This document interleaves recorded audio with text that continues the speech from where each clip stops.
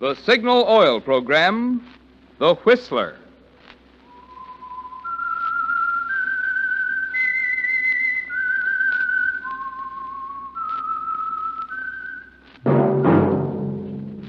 That whistle is your signal for the Signal Oil Program, The Whistler.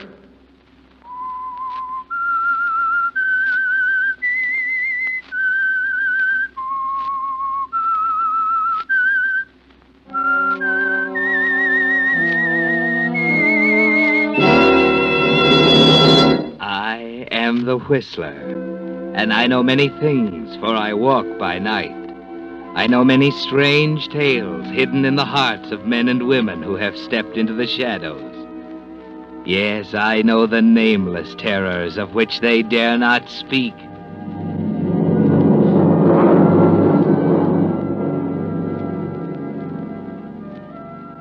Yes, friends, it's time for the Signal Oil Program, The Whistler, rated by independent research the most popular program on the West Coast. Remember, let every traffic signal remind you, with new Signal gasoline, you do go farther than ever. Look for the familiar big yellow and black circle sign that identifies those popular Signal service stations in 7 western states from Canada to Mexico. And now, the Whistler's strange story, Lucky Night.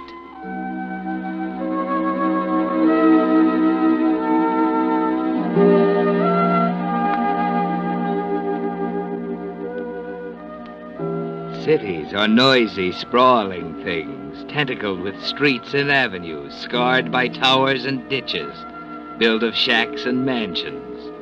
They combine the beautiful and the ugly.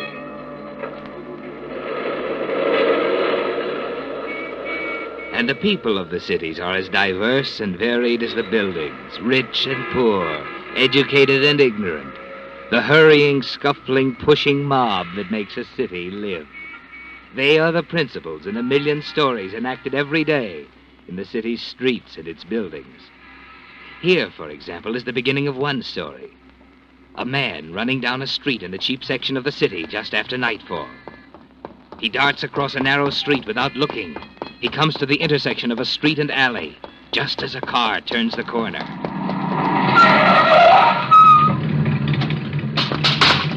Hey, you hit him! How bad? He's dead! What are we gonna do? 2. Get out of here. Drag him in that alley. Oh, yeah, but he's dead. That's hit and run driving. We ought to report. You heard me. Drag him in that alley and let's get out of here.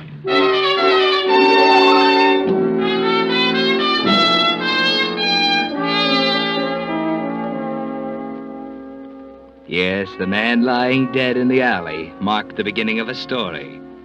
A very important story to Mr. and Mrs. Craik, Albert and Carolyn.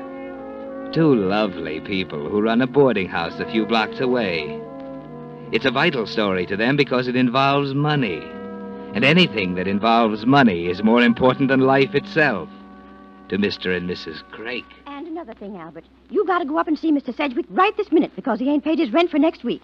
He's a new boarder, and it's best we show him right off that we ain't going to put up with back rent. Yeah, it'd be a lot better if we could get that Mr. Sedgwick out of here.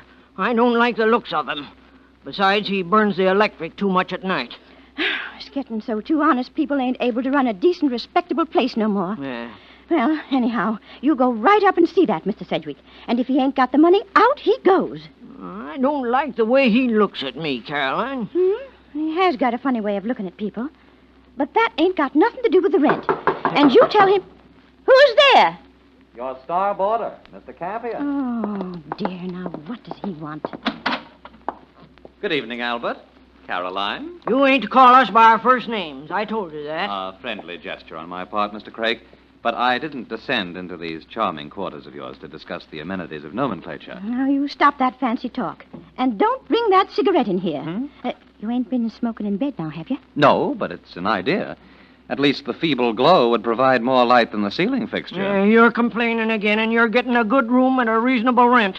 There ain't many boarding houses in the city where you No, get... you're right. There aren't many boarding houses in the city where the boarders have to race home at night to make sure they can get their evening paper. Or where the owners get up at 4 in the morning to steal the cream off the milk. Are you calling us thieves? No, I don't think so, Mrs. Craik. I'd have to qualify that. Sneak thieves, I should say. Why, I never... Oh, no, stop it. Let's don't argue about it. What about the hot plate in my room? What's the matter with it? It belies its name, Mr. Craig. It is no longer a hot plate. It has become a refrigerator. You broke it. In the passage of time, sweet Caroline, mechanical and electrical appliances get out of order. But we can't get parts, Mr. Campion. All right. Let's get to something else. The bedspread, for example. It has become one of the most exciting games I've ever played, to find a spot in the spread free from holes. It embarrasses me when I have guests. We can't afford a new one, Mr. Campion.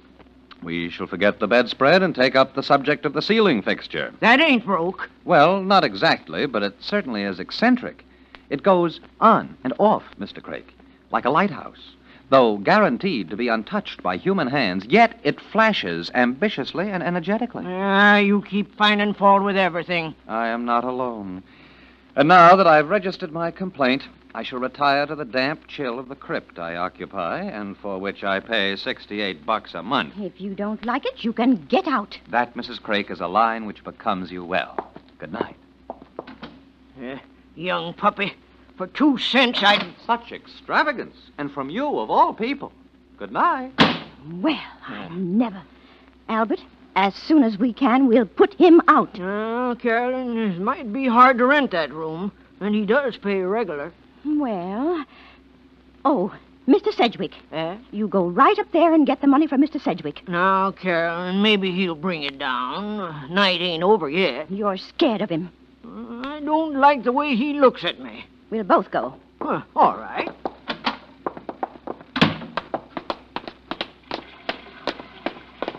There goes that Miss Barton, turning on the water again to wash her hair. Miss Barton, you close off that water good, and don't use too much.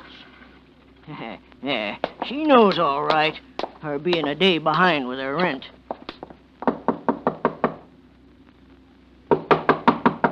Mr. Sedgwick? Mr. Sedgwick! Your lovely knuckles, Caroline. You'll skin them. You keep quiet. Wouldn't you rather I told you that Mr. Sedgwick went out? How do you know? He went out the front door some time ago. Now go away and stop pounding. I have work to do.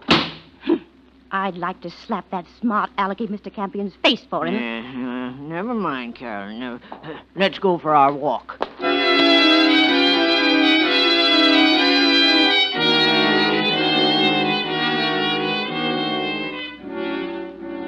Yes, Mr. and Mrs. Craik, you are a remarkable couple. You do take the cream from the milk, and you do read the newspapers before the boarders get home to save a couple of pennies. And now you go for your walk. Not for exercise, though. It's to save electric light bills. Every night it's the same, down the same street, past the warehouse, over to the brewery, and along the street running through the wholesale district, until you finally get sleepy and turn homeward. Albert, if that smart Mr. Campion tells you that he ain't using electric light in that lamp he bought, he's lying. Yeah, if we could just catch him at it. He's got enough light in his room. He don't need no more lamps. It's costing us money to put up with them. That's right, Albert. Money, we always got troubles. Wait a minute. That's a man laying there. Drunk, most likely. Yeah, that's right. Honest people have to slave for their money, and some no good like this drinks it up and then... I don't smell no liquor. Maybe I'm going to look closer. Keep away from him, Albert. Maybe it's a trap. He might be a hold-up man. Carolyn, it's Mr. Sedgwick. It is. Look. What's the matter with him? He's dead. Albert. Looks like maybe he got hit by an auto. What's that? His pocket. It's stuffed with money. And him owing us rent. Look, Carolyn, it's so much. Albert, what do you suppose... Shh. Ain't nobody in sight. What are you thinking? Huh? Me? What are you thinking? Nothing. I ain't thinking nothing. Ain't nobody in sight. But it'd be stealing. Ain't nobody in sight. Oh, Albert, it's so much money. Looks... probably he come by it bad. I never did like the way he looked. Like one of them gangsters. Yeah, he wouldn't do no good with it. And he owes us rent. Yeah. It's his kind that spend it on some chorus girl. You and me, we... Albert, are you going to do it? Or ain't you? Ain't nobody watching. Ain't nobody saw him before us either. And there wouldn't be no money. Albert. Carolyn, come on. I got it.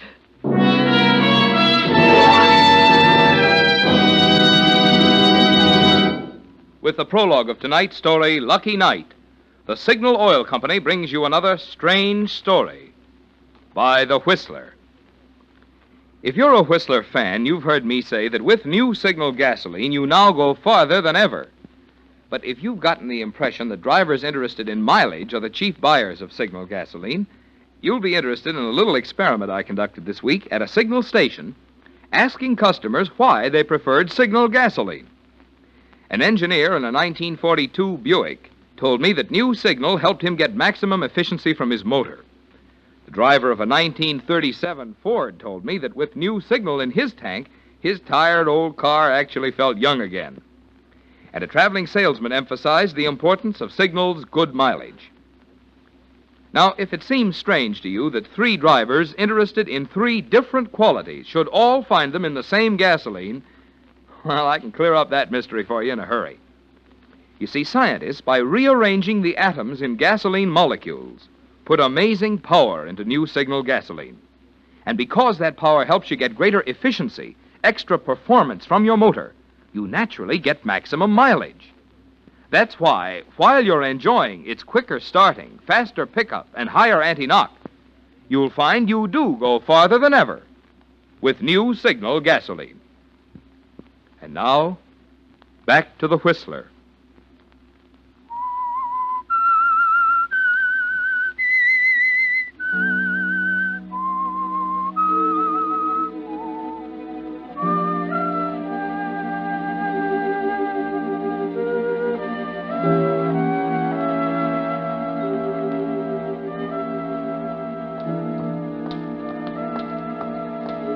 So you've taken the money from Mr. Sedgwick, Albert and Carolyn.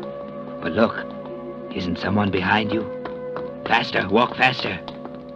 Just a shadow, wasn't it? But you didn't know that, Mr. and Mrs. Craik. That money is heavy in your pocket, isn't it, Albert? Faster now, both of you. Hurry home to hide the money in the mattress. Yes, in the mattress with the rest of your miser's hoard. But faster again. The memory of Mr. Sedgwick lying back there is pursuing you, and you've got to get away. Faster now, faster.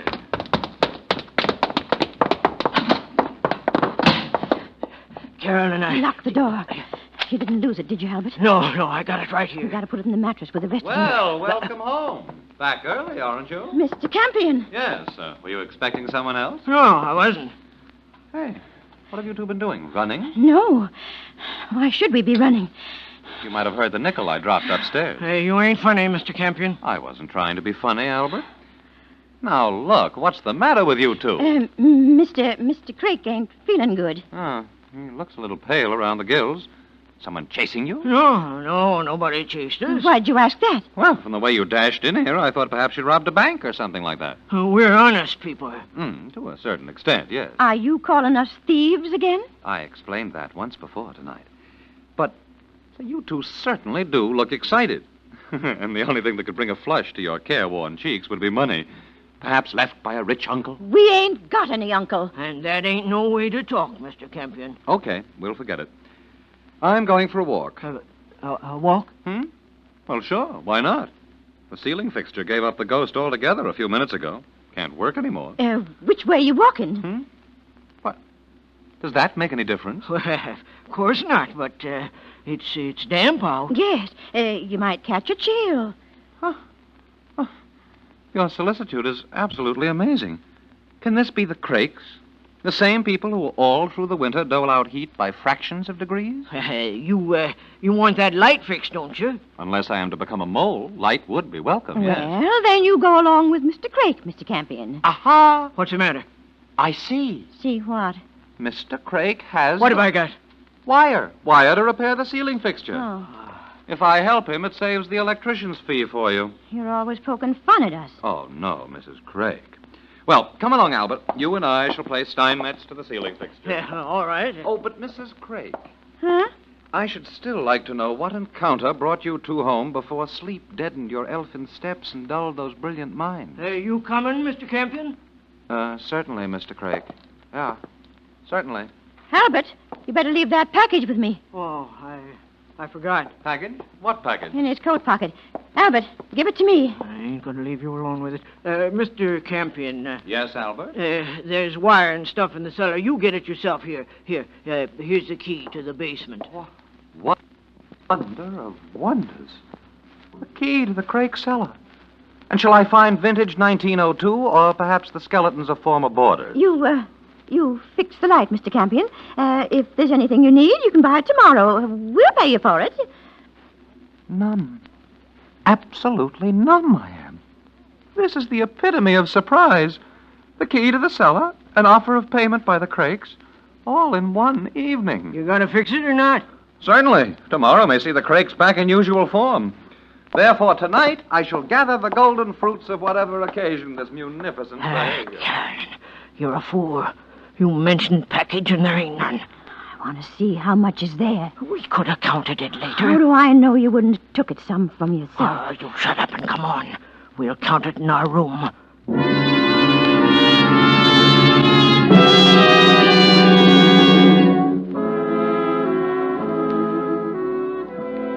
So you count the money, Mr. and Mrs. Craig. And how much is there? 100? Keep counting. 300? Oh, much more. 500, 700, 1,000. Keep counting. Perspiration is beading your foreheads. Your hands are damp, sticky. The bills stick to your fingers. Now you reach 2,000, 3,500. You're not through yet. Keep counting, counting. Your breath hot, your eyes glazed with greed. Now you've finished counting. How much? $5,000. And we found it. Just found it. We went for a walk and we found it. Not so loud. You wake everybody. Oh, we're rich. Who's there? Campion, is anything wrong? No, there's nothing the matter. But I thought I heard Mrs. Craig. Did you fix the light? Oh, yes. Here's the key to the cellar. Well, put it under the door. Put it under the door. Shh, keep quiet. Just shove it under. Okay. But are you sure there's nothing? No, just go to bed, Mr. Campion. I'm going out for a walk. If anyone calls, I'll be back in a half hour. Albert, he can't go. Maybe he'll go the way we did and see him. Did you hear me? Sure. Mr. Campion. Yes? It's awful chilly out. If you'll observe closely, I'm the possessor of an overcoat, a serviceable Benny, which... Wouldn't you like a nice cup of tea? I beg your pardon. You like tea, don't you, Mr. Campion? I don't understand. And tomorrow we'll have a new hot plate for you. Yeah, maybe we can pick up one second-hand. Mr. and Mrs. Craig, take a close look at me. My name is Campion. I've been living here for 6 months, during which time you must have seen that I am not affluent in any way. I have no influence with the governor. I know no politicians or statesmen. What little money I have, I spend for bare necessities. In short, Albert, Caroline, why are you spreading this soft soap with such a lavish hand? We're willing to let bygones be bygones. Oh? Well, thanks very much for the offer of tea. But I shall take a walk just the same.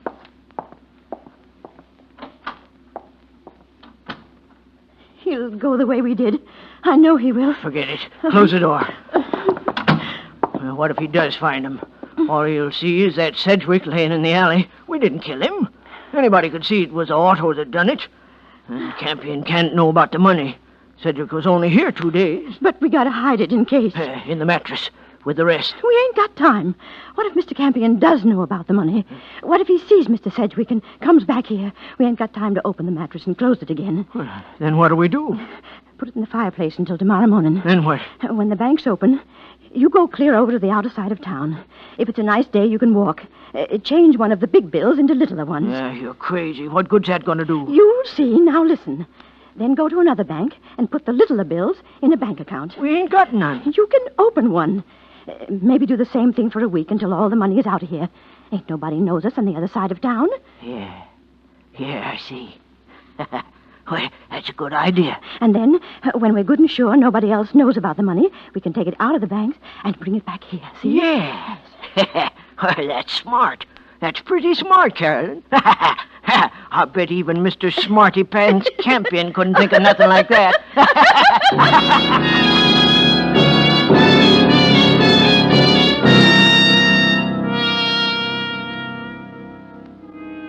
That's a splendid idea, Albert and Carolyn. Splendid. You hear Mr. Campion come back. Go to his room upstairs. He doesn't knock on your door. He says nothing. So you sigh with relief. But you spend a sleepless night just the same. What if he does know and guesses? Then it's morning. You leave the house, Albert. In your pocket is a $100 bill. You start for a bank across town, a bank where no one knows you. You reach the bank, give the bill to one of the tellers. He looks at you hard. Is there some suspicion in his glance? Is there, Albert? But he changes the bill, and you hurry out. You start for another bank blocks away. But before you get there, a newspaper headline catches your eye. You can't read it all, but 2 words make you start and turn pale. Bank robbery. You read as much as you can, but your lifelong miserliness doesn't let you spend a nickel, just 5 cents for that paper. Then one phrase strikes your eye. Marked money. Marked money. Now you hurry home. The other bank is forgotten. You should take a taxi, but you don't think of it, even though 5s and 10s are clutched in your pocket, the dampness from your hand making them a pulpy mass. Now you're home, safe. Pardon me, Mr. Craig. I can't stop now, Mr. Campion. Okay, so you can't stop. Don't you want to know why this policeman is here? Policeman? Where? Using the phone down the hall. It seems our good friend Mr. Sedgwick has some shady dealings. Sedgwick? Yes, you see, there was a little Well, incident. I got to go to Carolyn. I went out to get some medicine. I'll... Oh, the law will wait, Mr. Craig. The law will wait. Carolyn! Is the policeman gone, Albert? No, he ain't. I saw him coming down the street while I was looking out the window for you. Why was you gone so long, Albert? Oh, never mind that. He What? came up the stairs and he rang the bell. I couldn't answer the door. I just couldn't, Albert. So I pretended I wasn't here. Then Mr. Campion came down and knocked on our door. Did he hear you? He know you was here? I must have made some kind of noise because he talked to me. I didn't say nothing. Then I heard the policeman and Mr. Campion talking. You tell me what they were saying. I couldn't hear it good.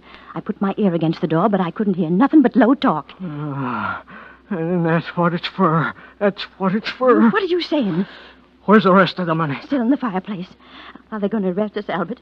Are they going to arrest us for taking money from Mr. Sedgwick? The paper said it was marked. Oh. The bandits took marked money from the bank. The serial numbers was all wrote down. Now we got it. That Mr. Sedgwick was a crook. We got to give it back. You're crazy. Then we got to tell him we stole it off Sedgwick. We got to get rid of the money. Albert, what are you doing? Burning it. Oh, no, Albert. Let go my arm. That fellow at the bank, he looked funny at me. It took me 20 minutes to get back here. He told the police before I got back. You burning it! Burning it! You shut up! Oh, don't burn it up! Shut up! Oh! Albert, you didn't have to hit me. You didn't have to hit me. That's a policeman. Shh, shh. Quiet, quiet. That's a policeman. Now you go keep him away. The money's nearly gone. And then he can come in. Go ahead now, go ahead. Don't stand there like a fish. Go ahead. Who is it? Campion, with a stout minion of the law, his name is McCarthy. Just a couple of seconds more. Just a couple of seconds. I ain't dressed. Oh, come, Mrs. Craig. It's after 10. You were up early this morning. I heard you. It's done, Carolyn. You can let him in.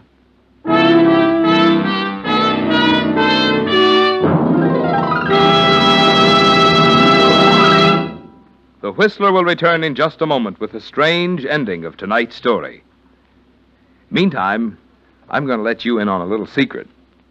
Don't you be surprised if someday somebody stops you on the street and asks such questions as, what do you consider the most important qualities in gasoline? Or, why did you select the brand of motor oil you're using? The questioner will probably be from the research organization which Signal Oil Company regularly employs to find out how they can serve you better, how they can help you get more pleasure from your car. It's this policy of finding out what the motorist wants, then giving it to him, that has led to the development of ever finer Signal products, including that amazing new Signal gasoline that's so packed with power you can actually feel the difference and see it and hear it. Give it a try. The chances are you'll say Signal gasoline has everything. For after all, new Signal gasoline, like all Signal products, is the answer to what you, the motoring public, have told Signal's research people that you want. And now, back to the Whistler.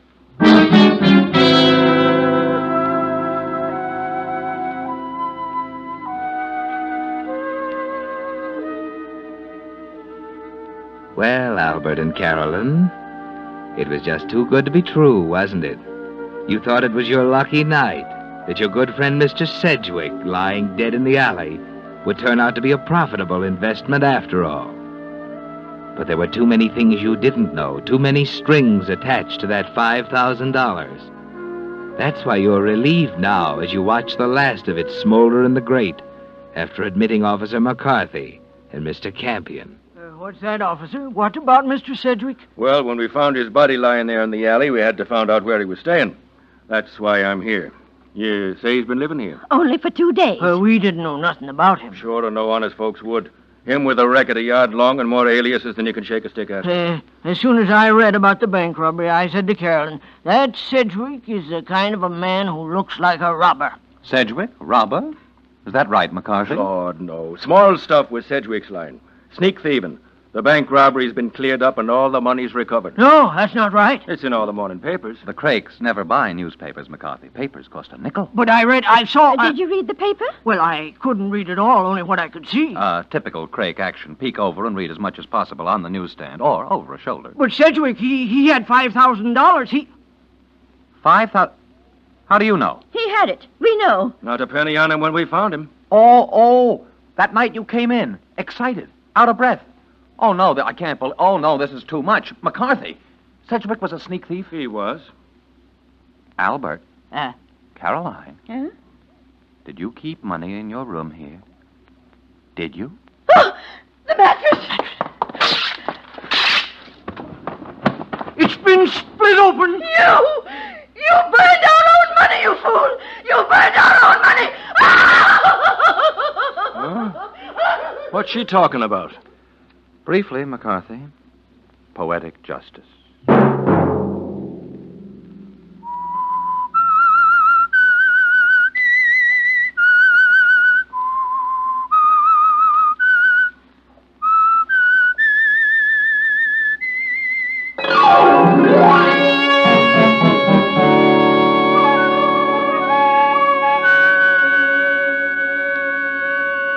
Next Monday at 9 o'clock, The Whistler will bring you another strange tale.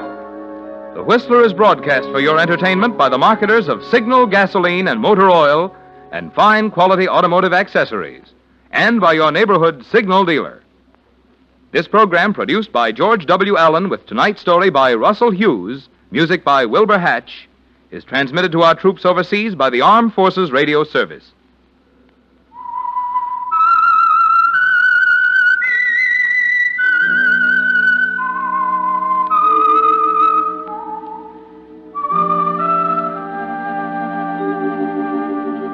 That whistle is your signal for the Signal Oil program, The Whistler.